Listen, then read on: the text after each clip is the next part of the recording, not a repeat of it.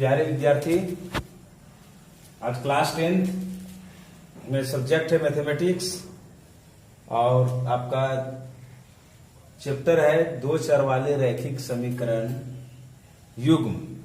उसमें लेसन है 3.5 का सॉल्यूशन करेंगे हम लोग। कुछ क्वेश्चन हम लोग कर चुके हैं, हम लोग करेंगे अभी क्वेश्चन नंबर 2 का फर्स्ट।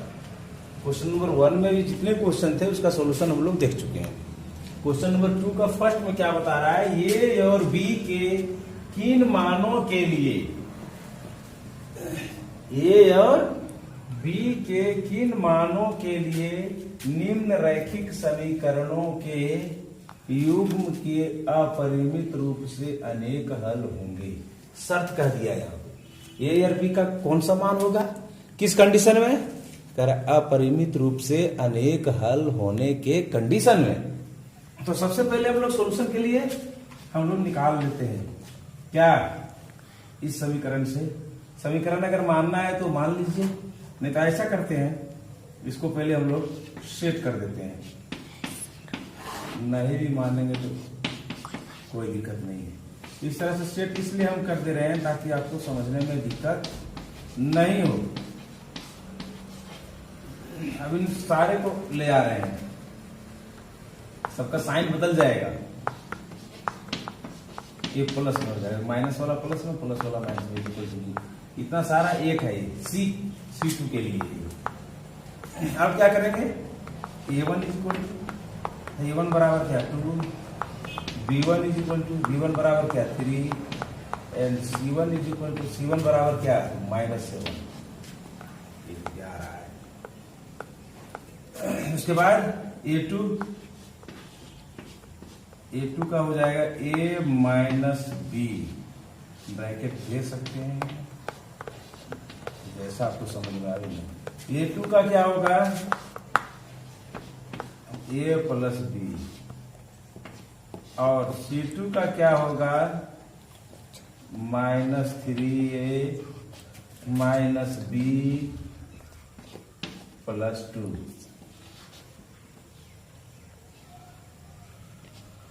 ये वैल्यू हो गया A1 B1 C1 A2 B2 C2, ये वैल्यू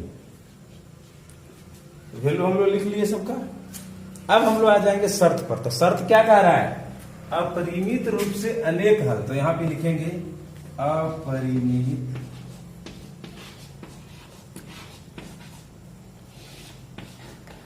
रूप से अनेक हल होने के लिए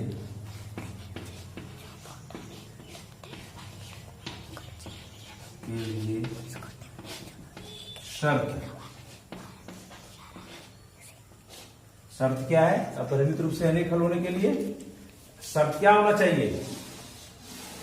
चाहिए, A1 by A2 is equal to B1 by B2 is equal to C1 by C2। ये होना चाहिए, तभी वो अपरिमित रूप से अनेक हल होगा।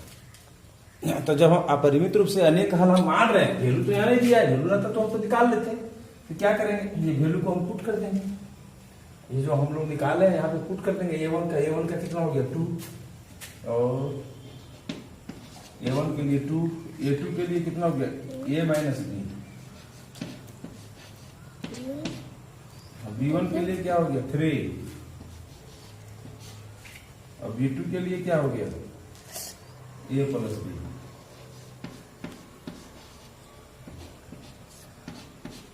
C1 के लिए क्या हो गया -7, और C2 के लिए क्या हो गया -3A माइनस B प्लस 2।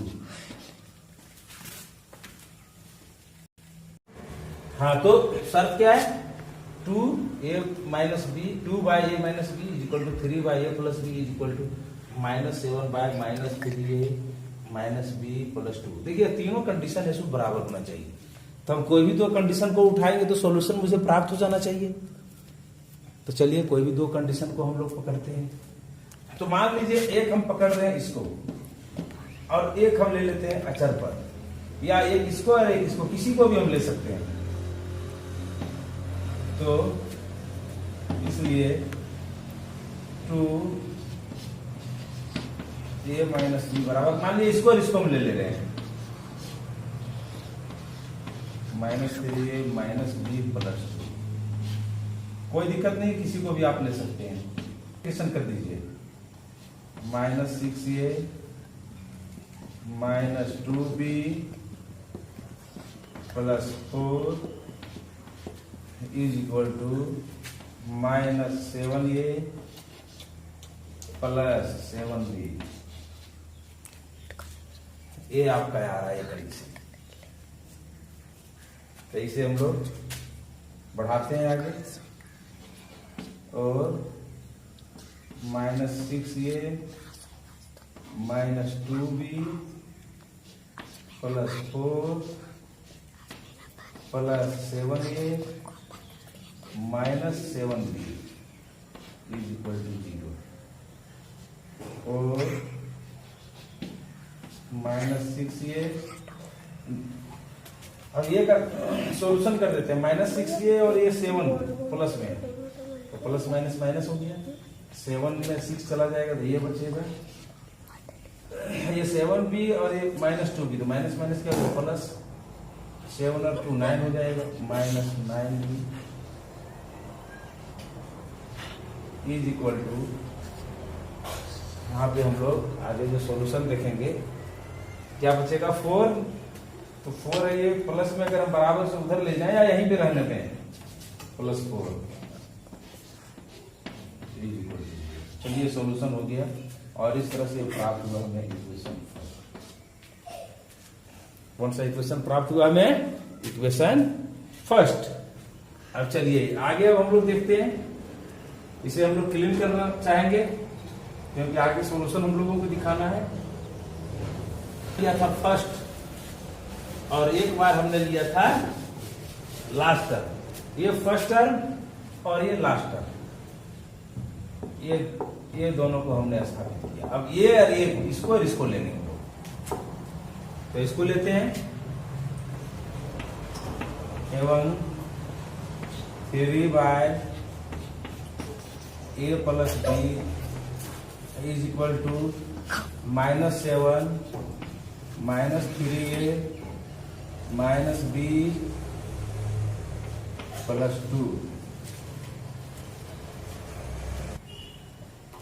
और क्रॉस मल्टीप्लिकेशन करेंगे, -9a, 3 को इससे करेंगे -3b, 3 को इससे करेंगे 6, अब -7 है, इससे करेंगे तो हो जाएगा -7a और -7b, और नेक्स्ट स्टेप क्या होगा, -9a -3b plus 6 plus 7a plus 7b is equal to 0, और ये माइनस प्लस माइनस 2a होगा, 9 में 7 जाएगा तो माइनस आएगा साइन, और ये प्लस माइनस माइनस 7 में 3 जाएगा तो +4 भी आएगा, +6 इज इक्वल टू 0। इसे आप छोटा भी कर सकते हैं, छोटा करेंगे तब क्या हो जाएगा, इसे छोटा करेंगे तो हो जाएगा -a प्लस 2b प्लस 3 बराबर 0। क्या किया गया, 2 से डिवाइड कर दिए सभी पदों में, जितने भी स्टेप हैं 2 से सभी में हमने डिवाइड कर दिया। इक्वेशन कितना हो गया, सेकंड हो गया।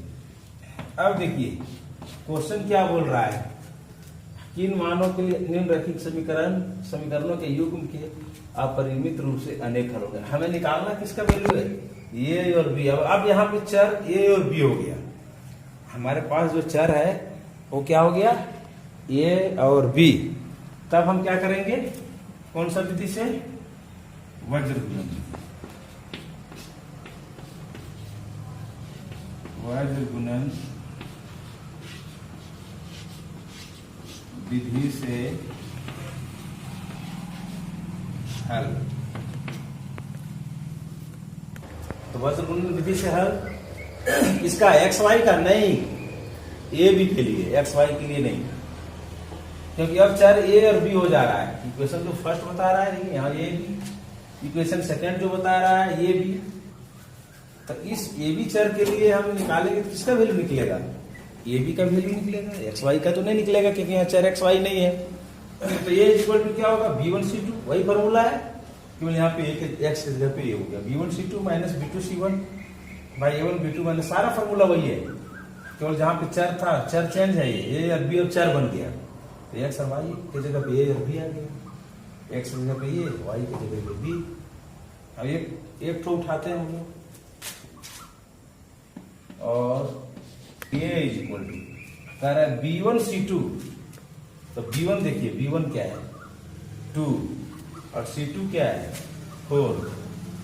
तब हो जाएगा 2 इंटू 4, 2 इंटू 4 माइनस कह रहा है b2c1। तो b2 9 माइनस 9 इंटू c1 कह रहा है, तो c1 हो जाएगा 3, नीचे a1 b2 कह रहा है, a1 माइनस 1 और माइनस 9, फिर कह रहा है माइनस a2 b1, a2 1 हो जाएगा और b1 2 हो जाएगा। तो 1 इंटू 2, इसको हल करते हैं हम लोग, ये हो जाएगा 4 to 8 माइनस माइनस प्लस 27, ये माइनस माइनस प्लस 9 माइनस 2, ये ऐड कर देंगे 35, माइनस करेंगे नीचे 7 से काट देंगे 5, यानी 5 आया, इसका आया ये बराबर 5। अब हम लोग को निकालना है बी के लिए, तो बी के लिए आते हैं फॉर्मूला देखिए, फॉर्मूला देख लीजिए, C1A2 जो है फॉर्मूला, इस पर हम लोगों को पुट करना है। तो C1A2, C1 क्या है? 3।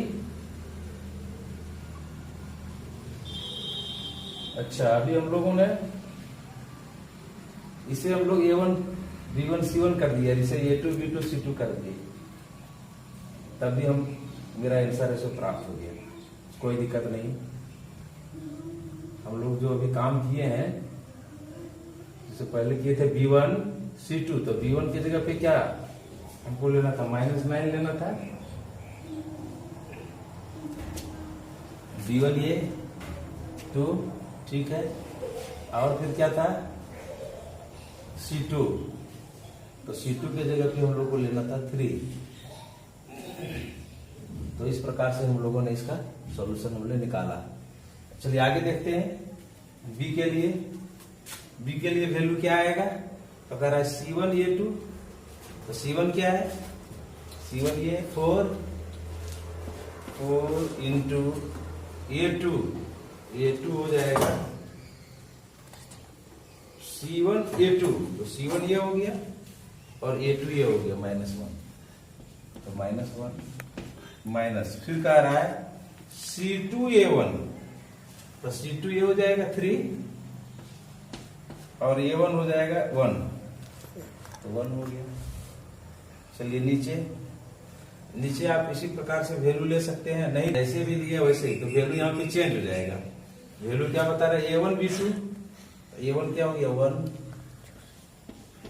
और B2 क्या हो गया? B2 हो गया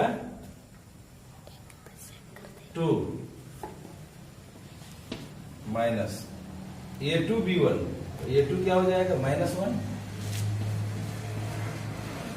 और B1 कह रहा है, तो B1 क्या हो जाएगा? -9। आप क्या देखें? आप देख रहे हैं ये वैल्यू एक्सचेंज हो गया, इधर वाला इधर, इधर वाला इधर, इससे कोई परिवर्तन होने वाला नहीं है।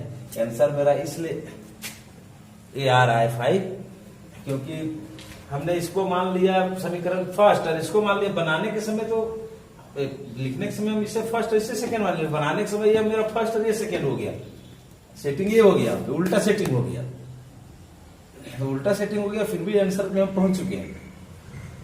ऐसा क्या होगा कि दोनों ऊपर और नीचे दोनों में सेम सेटिंग गया। अगर ऊपर और नीचे का सेटिंग अगर अलग अलग हो जाएगा तो आंसर रेशो डिफर हो जाएगा। हमने दोनों के लिए इक्वेशन इसको फर्स्ट मान लिया, इसको सेकंड मान लिया, कोई दिक्कत नहीं है, इससे कोई फर्क पड़ने वाला नहीं है। हम इसमें आ रहे हैं बी में, तो इसको फर्स्ट और इसको सेकंड मान रहे हैं। ये चमत्कार देख लीजिए, भूल भूल में जो है हम लोग सही नतीजे पर आ जाते हैं, एक नया खोज हो जाता है। चलिए आगे देखते हैं। ये माइनस के लिए ये हो जाएगा 2 माइनस माइनस प्लस, और प्लस माइनस माइनस 9, और b इक्वल टू ये हो जाएगा -7, और नीचे भी हो गया -7 से -7 कट जाएगा 1 बार में। तो इस प्रकार से यहाँ पे आंसर हम फाइनल कर देते हैं। अतः ये इज इक्वल टू 5 और b इक्वल टू 1। यहाँ पे आपको थोड़ा सा सस्पिशन हो सकता है, लेकिन इस बात को मैं क्लियर कर दे रहा हूँ। इस स्टेप के लिए इसे हमने फर्स्ट मान लिया, इसे सेकेंड मान लिया, और इस स्टेप के लिए ये फर्स्ट और ये सेकेंड है।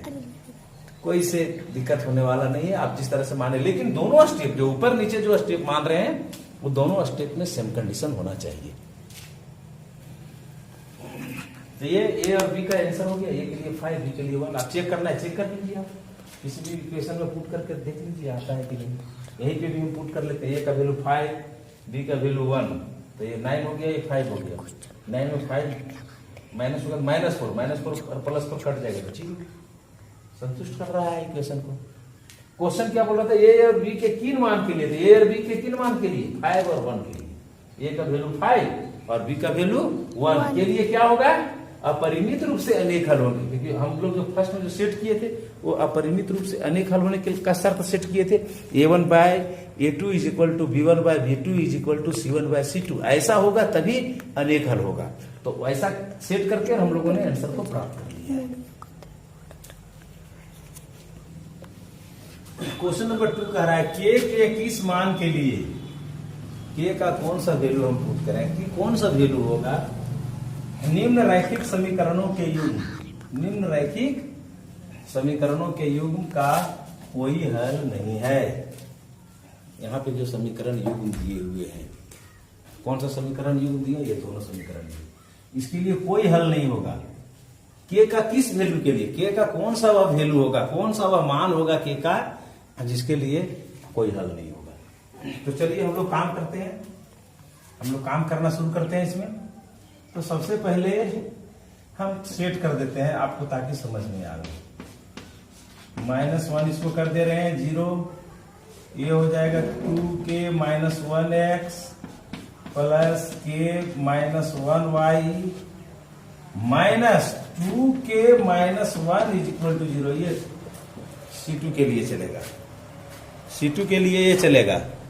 आप अपने बुक में इस क्वेश्चन को आसानी पूर्वक से देख सकते हैं। क्वेश्चन को आसानी तरीके से आप देख सकते हैं इसे किस प्रकार से इसे सेट किया गया है। A1 B1 C1 हम कैसे लेंगे, A2 B2 C2 कैसे लेंगे। चलिए तो आगे देखते हैं। इक्वेशन को हमने थोड़ा सा मॉडलाइज कर दिया अपने अनुसार से, अपनी समझ के अनुसार से, ताकि हमें A1 B1 C1 को सिलेक्ट करने में कोई तरह का सस्पिशन ना रहे। नहीं करेंगे तब भी कोई दिक्कत नहीं है। A1 is equal to 3, B1 is equal to 1 और C1 इज इक्वल टू -1। इससे लिखना चाहते हैं तो लिख भी सकते हैं समीकरण 1, समीकरण तो कोई जरूरत नहीं लिखे समीकरण, क्योंकि समीकरण से हमें आगे कोई मतलब ही नहीं है। A2 2k - 1 B2 k - 1 C2 -2k - 1। ये है condition. A1 B1 C1 A2 B2 C2। अब शर्त क्या कह रहा है? कोई हल नहीं है, तो लिखेंगे कोई हल नहीं होने के लिए समीकरण युग्म का कोई हल नहीं होने के लिए सर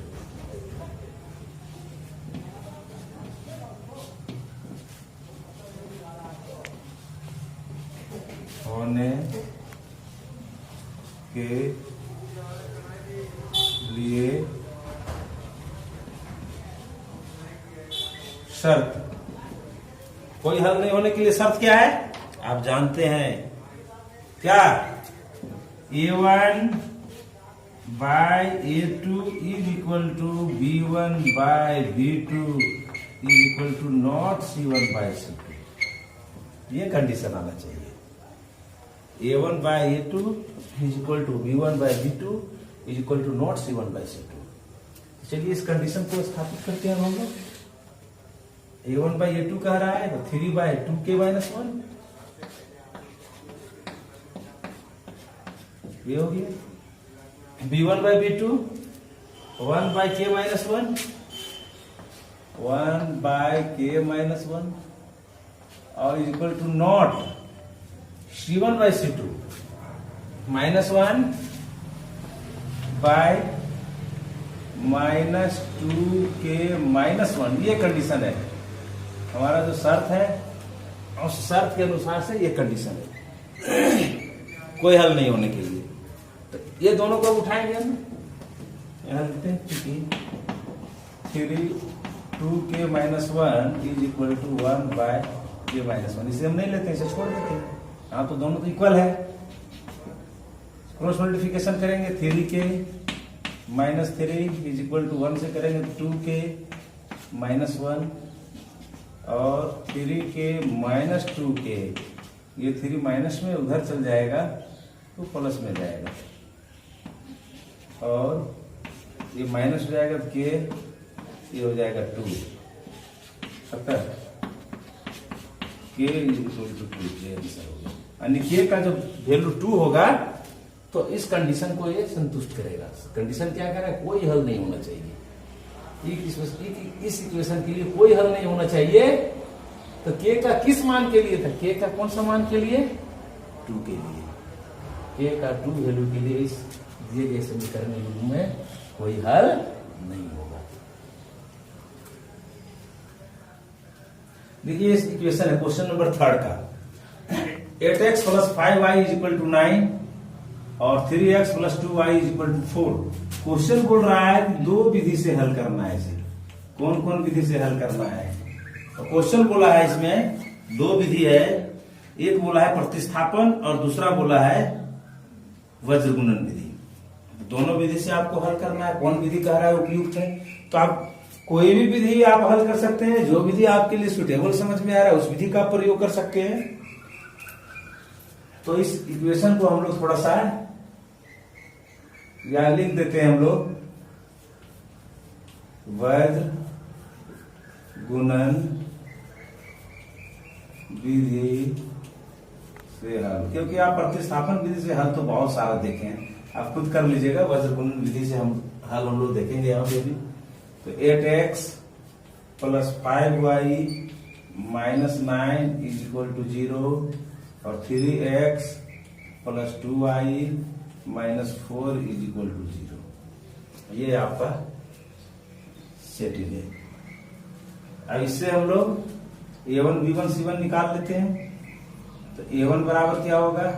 8, b1 बराबर क्या होगा? तो 5, c1 बराबर क्या होगा? तो माइनस 9, a2 बराबर क्या होगा? तो 3, b2 बराबर क्या होगा? तो 2 और c2 बराबर क्या होगा? तो माइनस 4।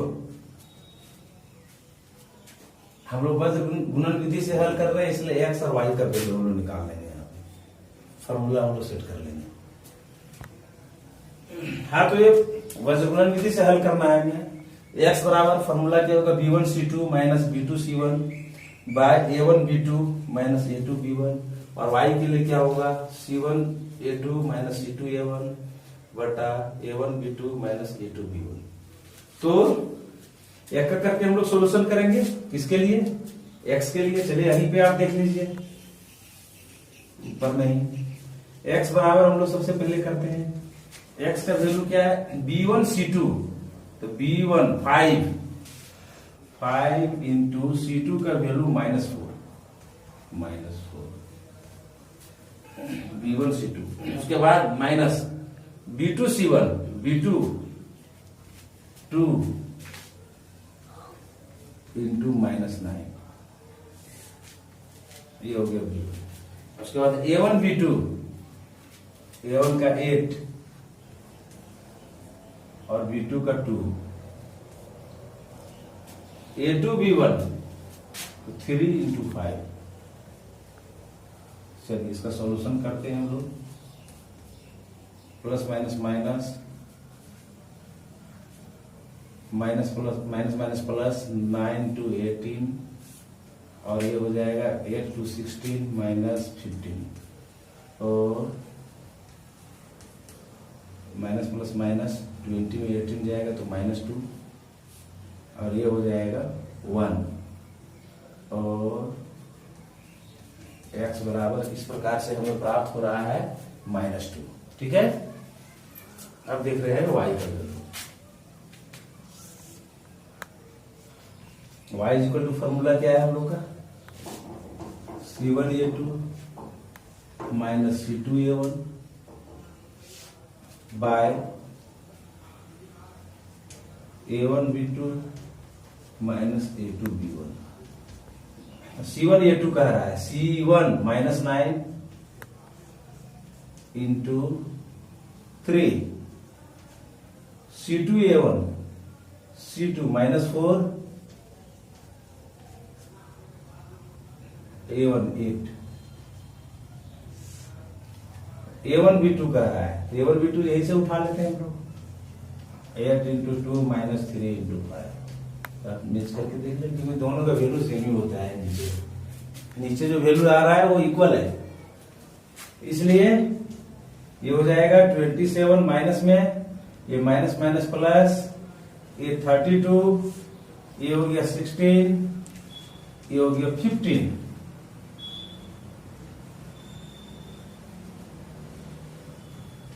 y, अब इसका सोल्यूशन कर दीजिए, माइनस प्लस माइनस हो गया, 32 है, 32 में जब 27 जाएगा तो क्या बचेगा, 5 प्लस में बचेगा, और इधर क्या बचेगा 1, इसलिए y इक्वल टू क्या हो गया, 5 हो गया। देखिए इसे आप देख सकते हैं, y का वैल्यू 5, x का वैल्यू आया -2, यहां सजा दीजिए, आता है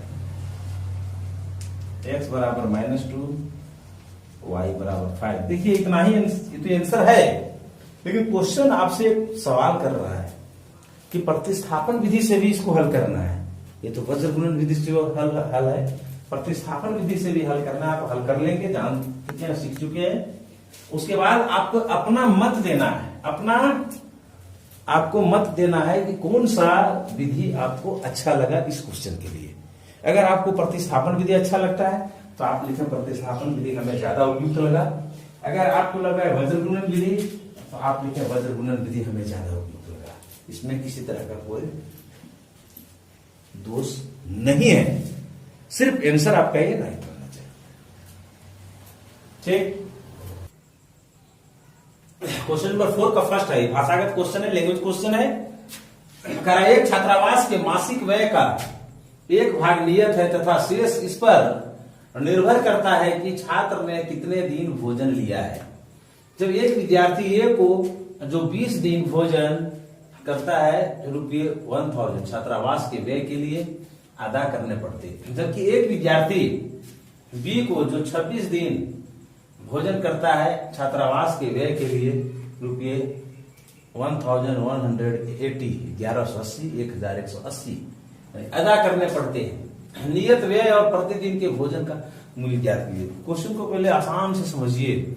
एक छात्रावास है, उसमें जो विद्यार्थियों को जो व्यय करना पड़ता है, जो छात्रावास का शुल्क देना पड़ता है, उसमें 2 शर्त है। पहला है कि आप छात्रावास में रह रहे हैं, इसके लिए नियत फिक्स है कि एक महीने आपको इतने पैसे देने पड़ेंगे, और प्रत्येक दिन कितना दिन भोजन आपने ले रहे हैं उसके अनुसार से। आज 10 दिन आप भोजन लिए तो 10 दिन का जुड़ेगा, यानी एक दिन भोजन आप लेते हैं, एक दिन आप वहां पे रहते हैं तो उसका अलग खर्च है। और छात्रावास में आप नामांकन लेते हैं तो उसका अलग है, जैसे निश्चित है।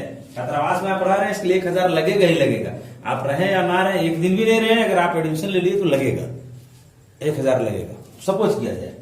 और प्रत्येक दिन अगर 10 या 20 या 50 या 100 जो है, जितना दिन रहेगा उतना वो ऐड होता चला जाएगा। तो एक नियत है और एक प्रत्येक दिन के हिसाब से है। तो इसका सॉल्यूशन करते हैं हम लोग। सबसे पहले चर को स्थापित करते हैं, तो माना कि नियत व्यय बराबर x रुपये एवं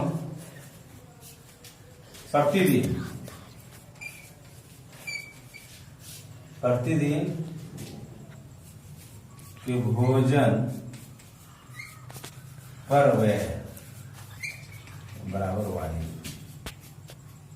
ये कंडीशन है, नियत फिक्स है x रुपये लगेगा, और एक दिन अगर तो y रुपये, 2 दिन रहेगा तो 2y, 3 दिन रहेगा तो 3y, वो उसमें नंबर जुड़ता चला जाएगा। अब 2 विद्यार्थी कर रहे हैं, जब एक विद्यार्थी ए को, तो अपने यहां पे लिखेंगे विद्यार्थी ए के लिए,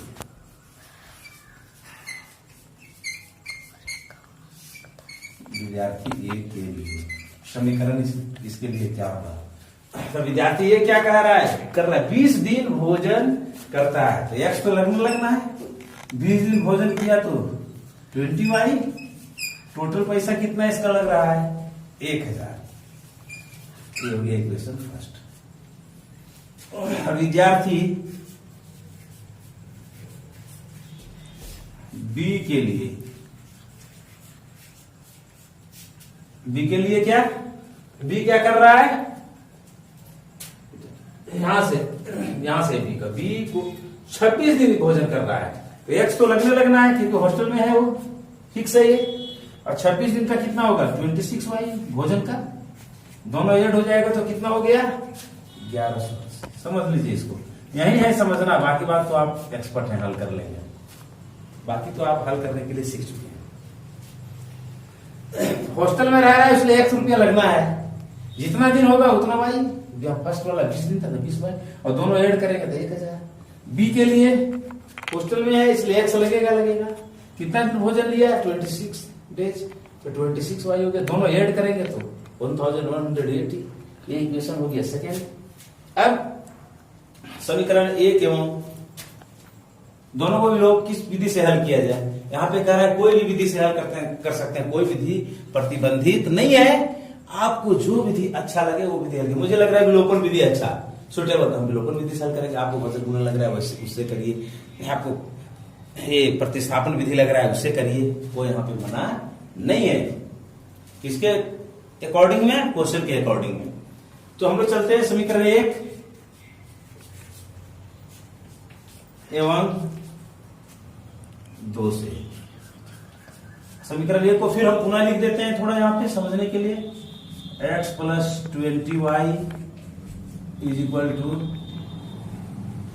1000 और x + 26y 26 है = इतना।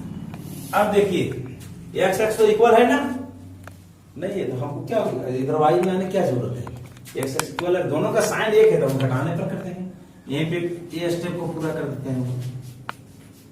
आप तो सीख चुके हैं कैसे होता है, ये माइनस हो गया, ये माइनस हो गया, ये माइनस हो गया, ये कैंसिल हो गया, और ये माइनस हो गया तो ये -6y बचेगा, 26 में 20 जाएगा, बड़ा में माइनस हो माइनस आ गया, 1180 में 1000 चला जाएगा तो कितना बचेगा 180 बचेगा, लेकिन क्या में बचेगा तो माइनस में बचेगा, क्योंकि यहाँ बड़ा में माइनस आ गया, दोनों माइनस में, ये माइनस माइनस कैंसिल आप कर दीजिए, कोई दिक्कत नहीं, यहीं पे भी उड़ा दे सकते हैं, नहीं उड़ाएंगे तो यहाँ तो उड़ना था। और y = हो जाएगा 180, 6 में यहां से हटाएंगे, मल्टीप्लाई में नीचे चल जाएगा, डिवाइड में 6 कितना बार में डिवाइड कर देगा 30 बार में। y का वैल्यू कितना आ गया 30, देखिए y का वैल्यू 30। अब क्या करेंगे, अब समीकरण एक में y का मान रखने पर, समीकरण एक में y का मान रखिए। समीकरण एक क्या बता रहा है, x प्लस 20y, तो x प्लस 20 इंटू हो जाएगा 30, y का वैल्यू जो हम लोग निकाल चुके हैं, इज इक्वल टू 1000, और ये हो जाएगा, और